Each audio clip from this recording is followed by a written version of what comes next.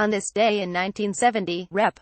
Martha Griffiths succeeded in releasing the Equal Rights Amendment to the Constitution from the House Judiciary Committee, where various versions had languished for 15 years, to bring the proposed legislation to the House floor for a vote. Griffiths did so by invoking a parliamentary procedure known as a discharge petition. Such procedures are sometimes used as a threat to get a stalled bill moving, but rarely are they actually employed. To succeed, she obtained the signatures of 218 members who sought to bring the ERA to the House floor for general debate and a new put-down vote. Story continued below. After Griffiths obtained the required number of signatures, debate began and ended on this day. The bill then immediately passed by a wide margin. Later that fall, the Senate voted to amend the ERA with a clause that exempted women from the military draft.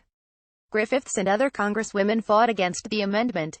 There is no reason women should not carry equally the burdens as well as the rights of full citizenship, Rep. Louise Hicks DeMoss asserted.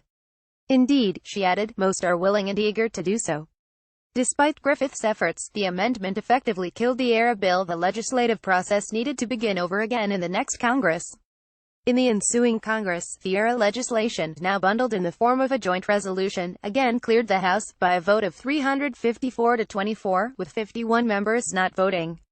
Griffiths' joint resolution was then adopted by the Senate on March 22, 1972. The vote was 84 to 8, with 7 senators not voting. The Senate version, drafted by Sen. Birch Bident, passed after the defeat of an amendment proposed by Sen. Sam Ervin, DNC, that would have carved out an exemption for women from the draft. President Richard M. Nixon, then seeking a second term, immediately endorsed the ERA, and sent it to the states for ratification, with a 7-year deadline for 38 states to ratify it. At first, passage appeared to be a slam dunk. 20 state legislatures approved the amendment in 1972 and 10 more in 1973. But then it ran into a conservative buzzsaw, stalled and eventually failed. Its opponents focused on the end of the Mallow-only draft, which would have allegedly required women to assume combat roles. Supporters of Phyllis Schlafly, a conservative Republican activist, took homemade bread, jams and apple pies to Illinois state legislators, with the slogans, "Preserve us from a congressional jam vote against the ERA sham and I am for mom and apple pie." They appealed to married women by asserting that the amendment would repeal alimony and eliminate a judicial inclination to grant mothers custody over their children after a contested divorce. It was also alleged that single-sex bathrooms would be eliminated and same-sex couples would be able to marry if the amendment were approved.